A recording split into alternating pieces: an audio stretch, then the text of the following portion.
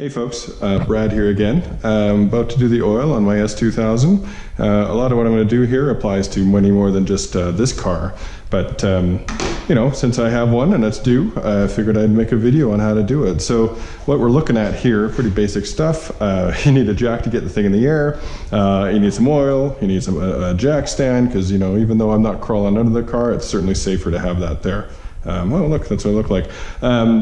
You know, gotta have a pan to put the crap in, a funnel, even though they're $3, it's good to get a new one because you know, they're clean, right?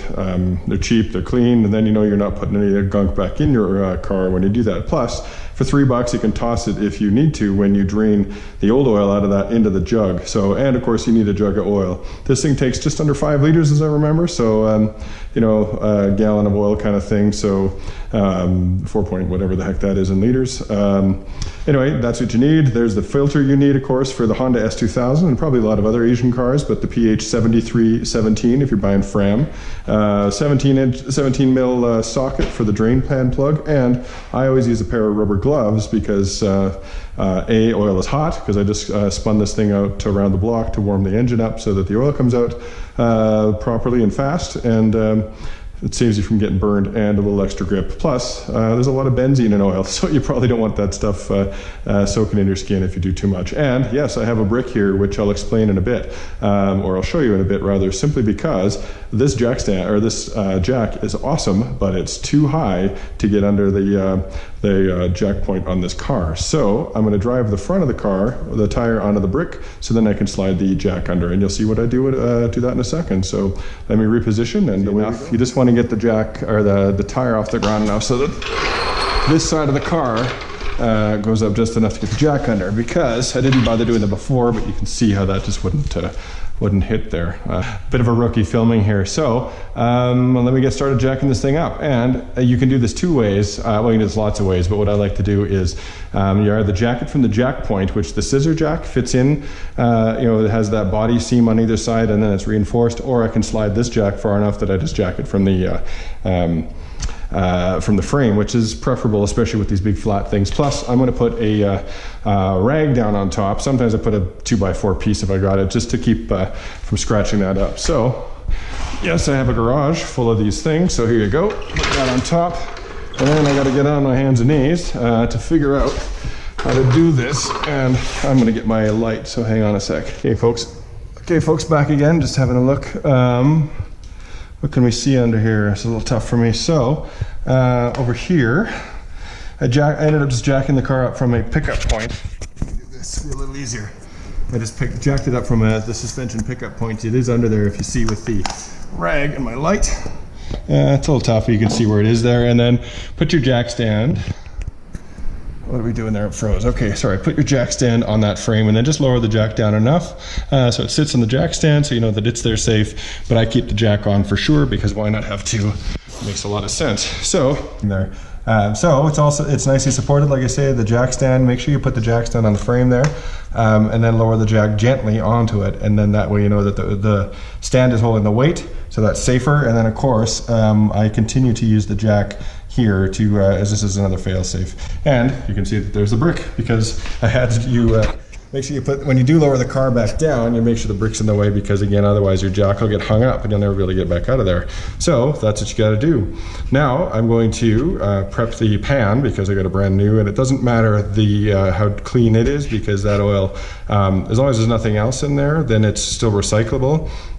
You know, I'm not going to make sure that thing's pristine, because of course your used oil doesn't go back in anything, so you just leave that the way it is. So let's get on with getting that stuff together. Okay, so the jack is nicely supporting the car. The jack stand is in where it should be. Get yourself one of these awesome lights, by the way. They're magnetic, they stick anywhere. I've worked on a ton of cars and had crappy trouble lights, but that one's totally worth it. So, and yeah, you might actually notice that I've jacked up the driver's side of the car, yet the drain plug is on the driver's side of the car as well. So yeah, it's Is it slightly less than level? No, in fact, it's still tipping down, so I'm not terribly worried. The pan, rather, positioned on the jack so that when the oil comes out, it doesn't miss. Because if I do this, I'm worried that the first little bit, it might actually shoot out a little too far. So I'll do this, and then as it starts to slow down, I'll move the jack down. So keep that in mind too. And as I say, it's a 17 mil socket. Sometimes I use an extension, sometimes I don't. It should come off pretty easy, so I don't. I know when I did it last, so I've got no one to blame but myself. But oh, that's not right. Let's pause that. Okay, that was another minor problem. That was a 12-point socket, and this actually may have rounded it off a little bit, which is unfortunate. But use a 6-point socket. Should probably get on there and do the job without skipping. There we go. Keep that in mind. So it'll be kind of hot, so be careful.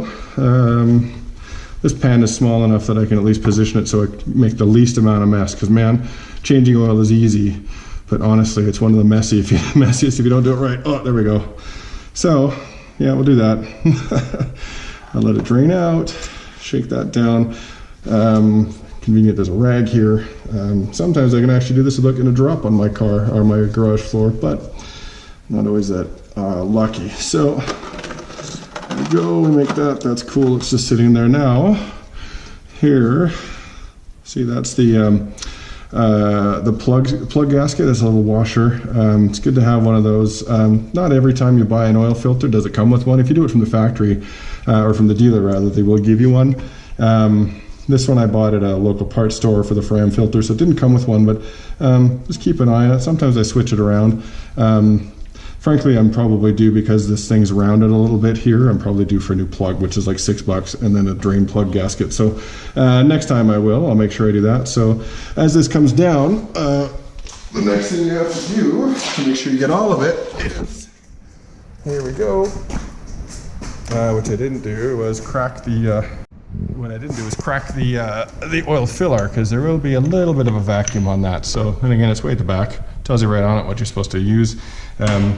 Do that, let it drain. There's no point in rushing this. Let it all come out, and then I'm gonna get to the filter, which I'll show you shortly after this. So back down to watch the oil drain. I'll spare you folks that, and I'll come back when it's done. Yeah, it didn't take too long, again, because the car was warm, so it's almost done.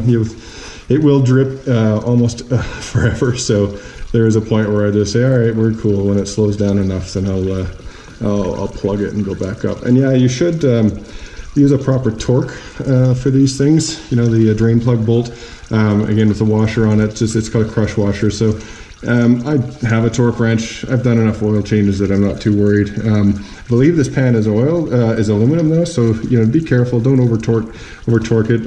That's kind of a good rule about everything, frankly, is don't over torque practically everything, because you can just end up with a lot of trouble. Obviously, there's a balance there, but you know, exhaust manifold studs, 20 pounds or so, 20 pound-feet that is. These things shouldn't be, I don't even know, probably maybe that. You can just tell when you snug them. When they kind of seat. Here, I'm done with that one. Let's see. Once they seat, and I'm not left-handed. I happen to be under here, doing it left-handed. So, you know, do that. Kind of it's seated there. Wipe that down. Bet you it won't drip anymore, and I'd be lucky. Did it without any more rags here too. So, switch just to tighten, and then, you know, like I say, I seated it by hand. It's kind of there, and then it gets really tight in a hurry. So just snug there. This is a 3/8 drive. If you have a 1/2 inch, you get more torque on it, but you don't want to do that, frankly. So I'm quite confident that that's right where it needs to be. So that means we're pretty much done underneath here, with the exception of now we get the pleasure of pulling out that the filter, and that's cool, but that can be messy depending on where they are. This isn't too bad, this car. When you take it off, it will drip down, but it doesn't go across a lot of the others. Front drive cars, I did a TSX the other day, and of course it happened to go over everything, and it actually landed on the front half shaft. So not only was there oil everywhere that it couldn't quite wipe off, it would just fling itself off as you were driving. So now let's go up to the top of the motor and do the filter. Okay, trying to figure out how to do this with while holding a camera. So the filter is there, you can see it is black. I'm kind of lucky, I've got the pan mostly under there. Now my jack is pretty big, so it's kind of kicking it out a little bit. Obviously you do your best there. This is, you you know, if it was me and I was going to be being really particular, I'd actually move the jack, which I could because the car is on a stand. But for the purposes here, I mean, I'm going to have a few drops of oil. It would take me less time to wipe up the few drops than it would to reposition the car. So let me put my light down and see if I can hold the camera. And again, using gloves is handy. Let's see, will you stay there? There you go. You can just get your hand right underneath and get a decent grip. And actually, that was pretty loose. That's a little alarming. So now you can hear the oil dripping out. I'm going to leave it there for a bit and see if most of it will actually fall out of the filter, even though it's tilted down this way a little bit. You know, you can hear it coming out. The more the better there. I'm running, that's a pretty full pan there. While we're here, this is the timing chain tensioner that you've heard me talk about. It's kind of warm, so don't touch it too much. It's underneath all this stuff. Again, this is, you just yank that out and then it comes out pretty easy. And you don't even have to take out the, like drain the coolant or anything or the oil, because it's just right off the side here. I recommend doing that cold though, because this would be pretty damn hot. So, all right, unscrew the rest of this. Oh, there goes the light. I can still see. Usually I'll drop, well, I don't want to drop this into the pan because then the splash will make a big mess, but let's loosen it with my hand underneath it. It's not too hot. Ouch. All right. There we go. A little more. Damn, that's touching the warm side, but and there it goes. Glad I got that in video. I'm gonna pick that, clean that mess up.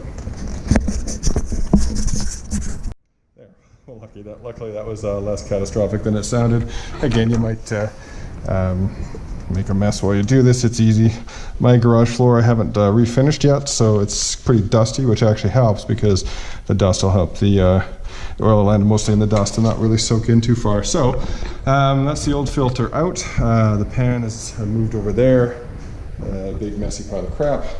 Lucky us. Now we do the new filter, which and I really, you know, to save yourself the headache in the future, honestly, take your new filter, crack open your new thing of oil, and make sure you put a little bead of oil on the seal, which is right here. Now this is tough for me to do with one hand here, but I'm going to go to the new oil and I'm going to dip my finger in and make sure this is very nicely coated and then screw it on, because you know, you see all those wrenches and crap like that people need to use to bang off these oil filters. Now I changed mine enough, but even then they can often seize up there a little bit, especially if they've been over tightened, and the heat and cold makes them stick pretty hard.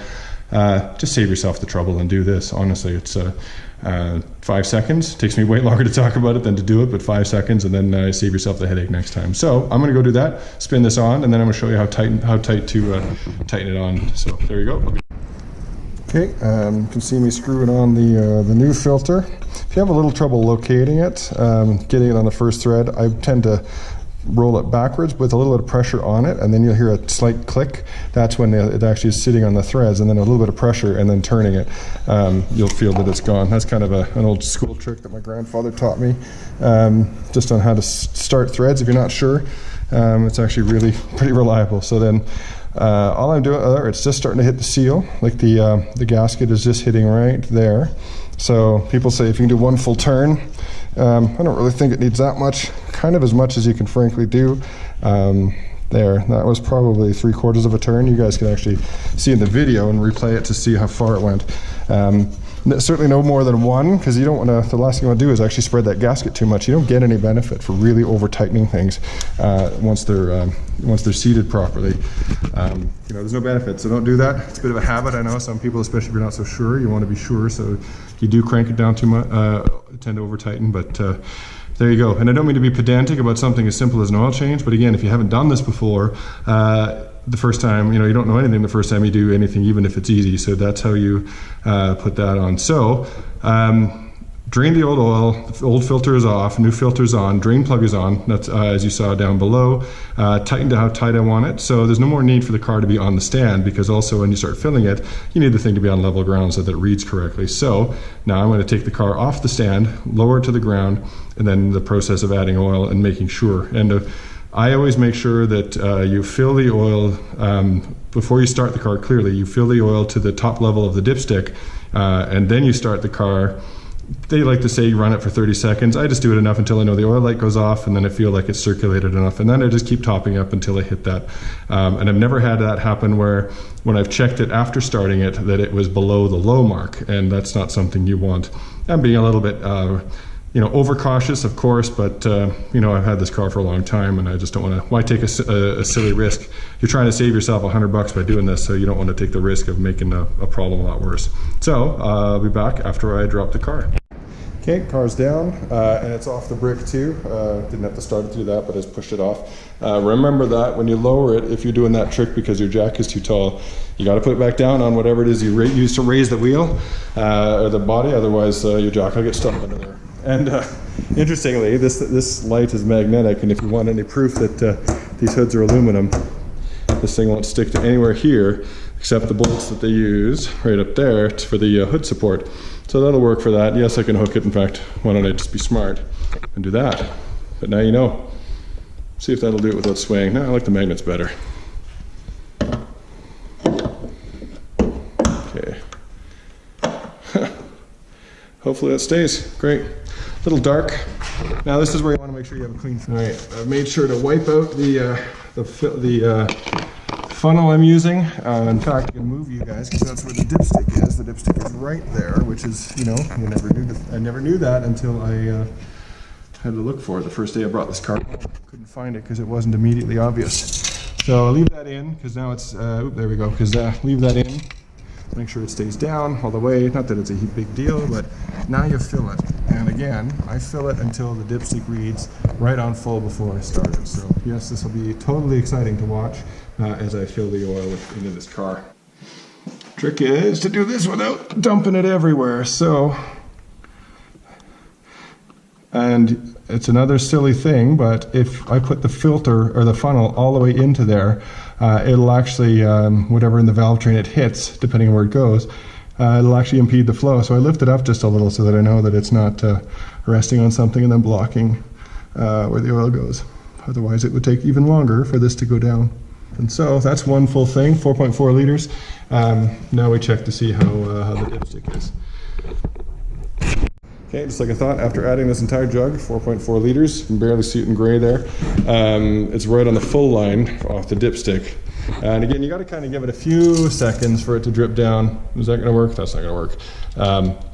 Because the oil has to make its way through all the oil passages into the pan, so it won't go immediately there. I counted to 30 seconds, maybe a minute. The motor's still warm, so it will actually run pretty well. The oil rather will run down there, so it's giving an accurate reading, because that's important too. So now I'm going to move the crap out of the way, so when I start the motor to fill the filter and then do the final top up, that it's doing the right thing. So be right back with that too.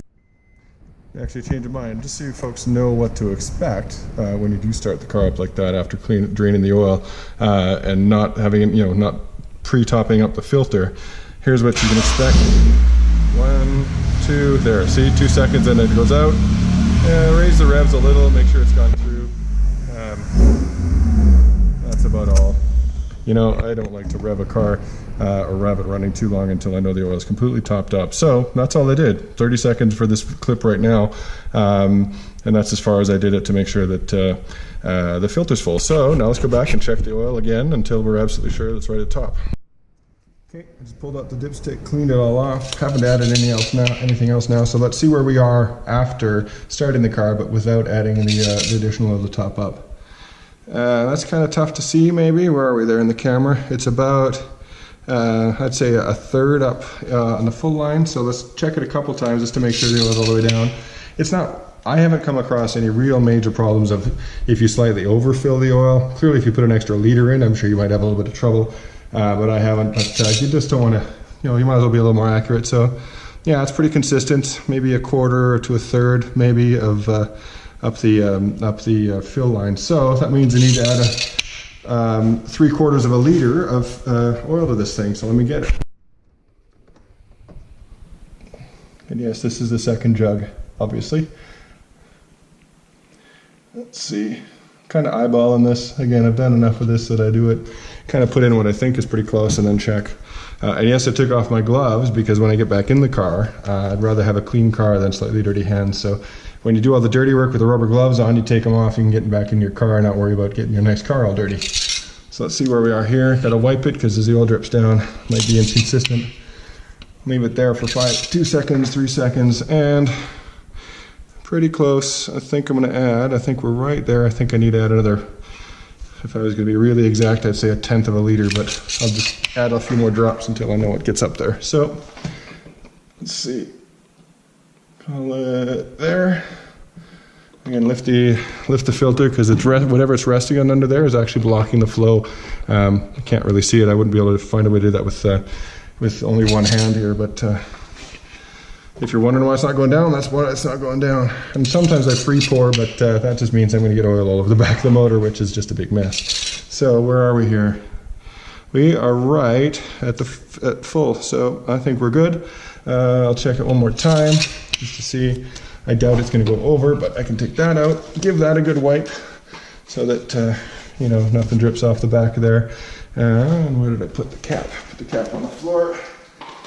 Give the cap a good clean too, because again, anything there. And plus, if you look in the cap here, it's nice and clean inside there. And maybe that's not the best way here. Like that's a good clean cap. After 100 and whatever thousand kilometers this thing has, 180.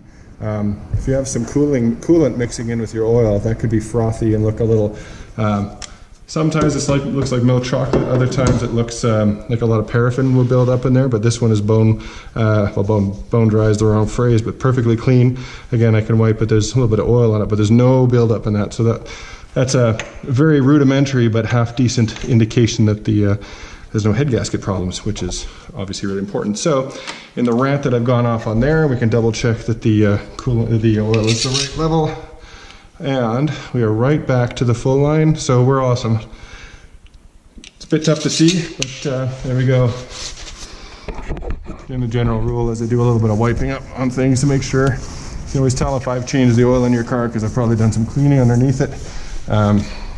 You know, you have it apart, you might as well do that stuff. So that's it, folks. Kind of a boring, rudimentary task, but if you haven't done it before, again, it's not, you know, a couple pitfalls, plus you might get a little worried that you're like, oh, hey, I'm changing the oil.